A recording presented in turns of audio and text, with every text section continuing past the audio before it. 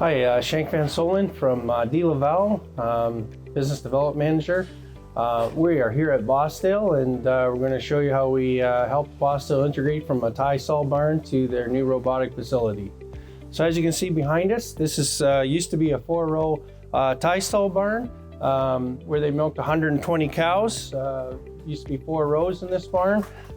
They have taken 2 of the rows out and made it their far off dry cow program now on a pack facility. Follow me and we'll show you how we've made this integration happen. So a lot of questions are, how do we move milk from one facility to the other and keep it simple? So as you can see, we got the regular pipeline that's coming out here, and we did not move any of the milking, the cooling equipment from the original barn out the front. So how did we achieve the goal of moving the milk? So come on up through here and we'll show you.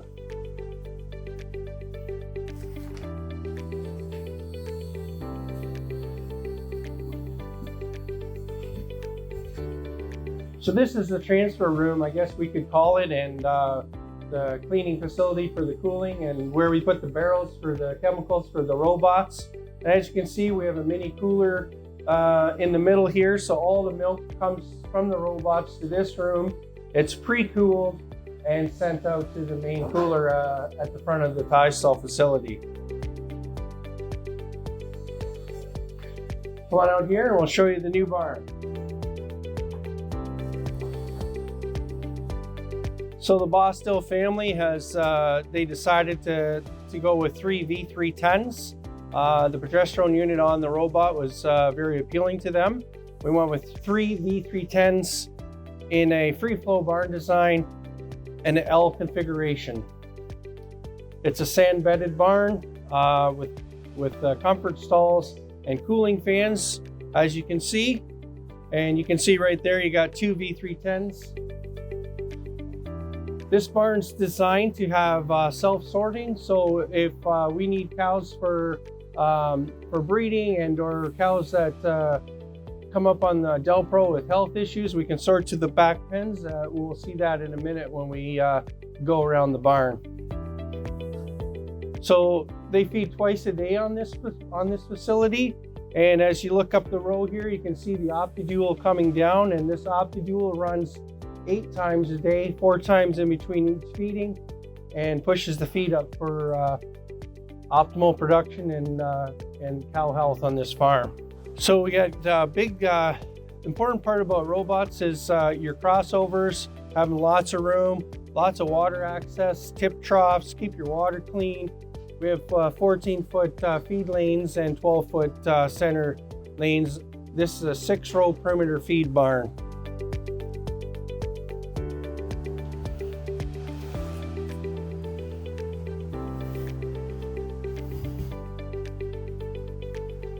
And as you can see, here comes the OptiDual in to do its job.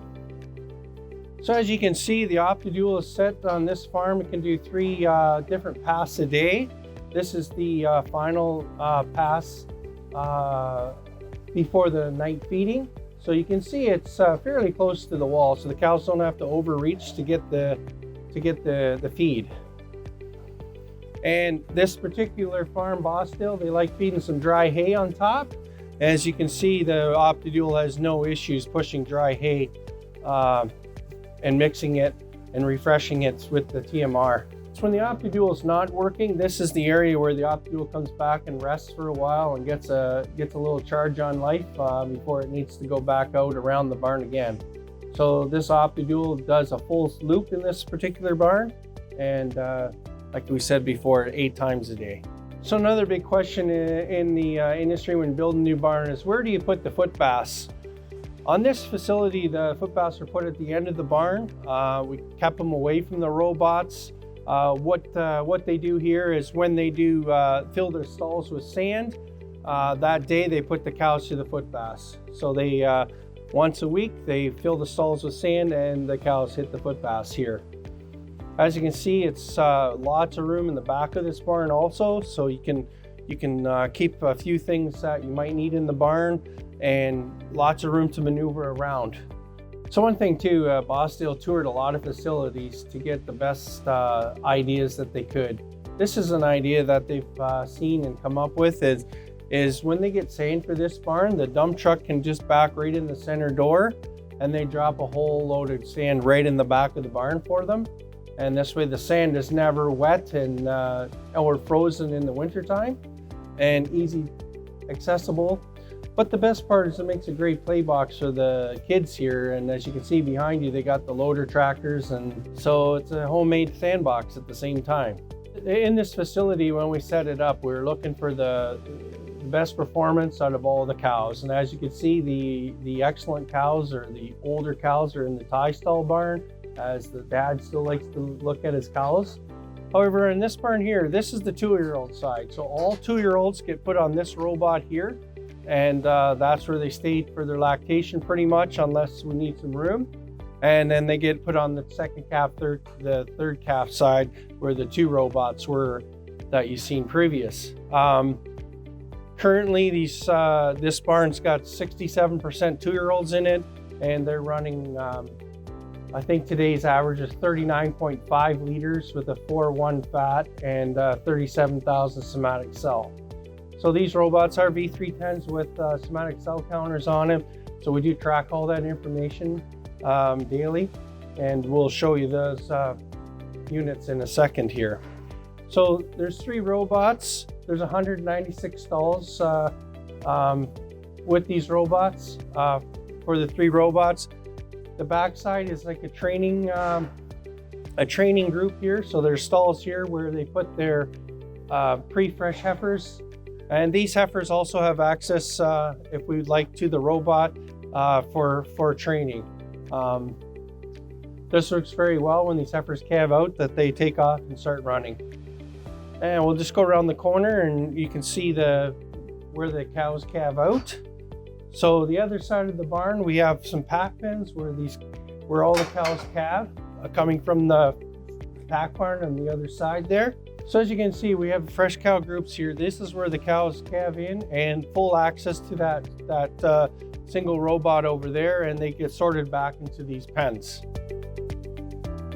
So usually at the 3rd day, when the cow's doing really well or the heifer's doing well, they get put into the general population.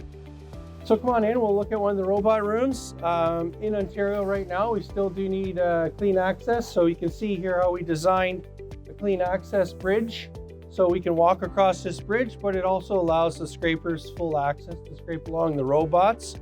And with this design, there's not very much hand scraping to be done.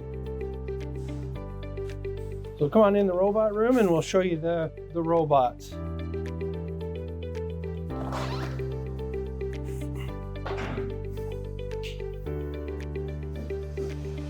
So this is the heifer, the 2-year-old robot. This is a V310, and as we talked about, it's equipped with the OCC and the progesterone monitoring. So this is how simple it really is. This is the OCC, which does the somatic cell counting. And this test on this box would be the same as any laboratory in your area. This little box up here, that's the progesterone. That's all it is. It's and it does full progesterone testing for cows that are cystic, cows that are prolonged anestrus, cows that are pregnant, and it tells you when to breed the cow before the cow is even in heat. It's a simple cartridge that you pull in and out to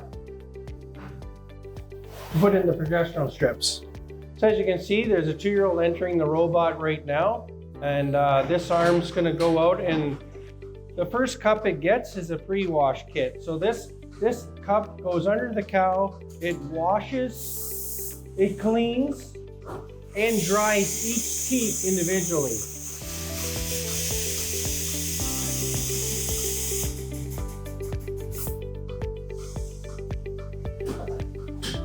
So you can see now that's 90 seconds, and the teat cups are going on and being attached to the teats. You can see the plumpness of the teats already coming. So as soon as all the cups are on, we'll look at the screen and we'll see you how fast the milk letdown is of this young cow.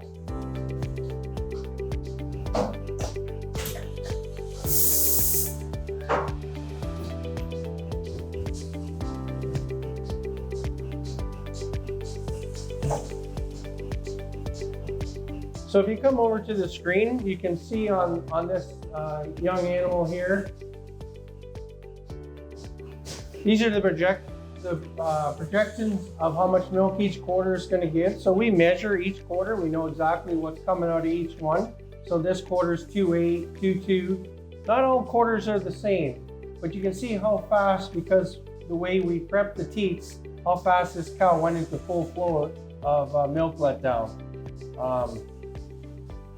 Right from the screen, you can see everything you want to see about this animal. If you go, this is her lactation. This is how much milk she's going to give.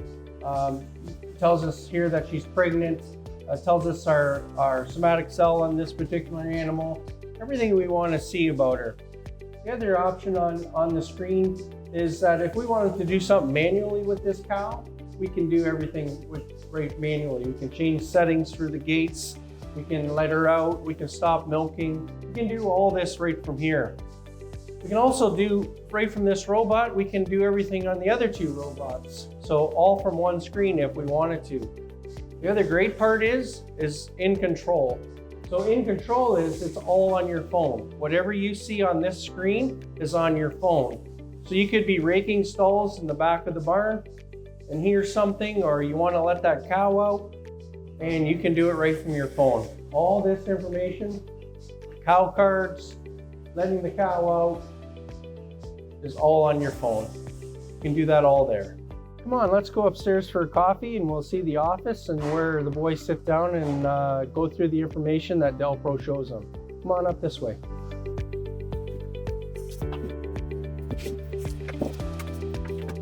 So what happened on this farm is when they were putting the barns together, they thought, well, we got all this space upstairs, how could we utilize it? So they decided to make a business office up here. So as you can see from the office window here, this was the past. This is where they've been milking cows for 15 years in a 4-row barn. And come on over here and we'll show and see how we connected these barns together.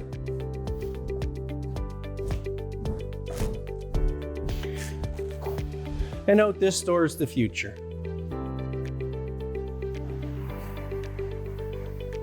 So as you can see, you know, minimal disturbance of the cows. The cows are very happy in this barn. If you look through the barn, they're all lying down, they're eating, they're doing their thing. They just love this future. This barn's made that they can expand even further out the other way and add some more robots if they wish someday. The monitor we just passed tells them what the cows are doing if they're in heat. Thank you for coming on this tour of Bosdale Farms, and look forward to more DeLaval barns in the future.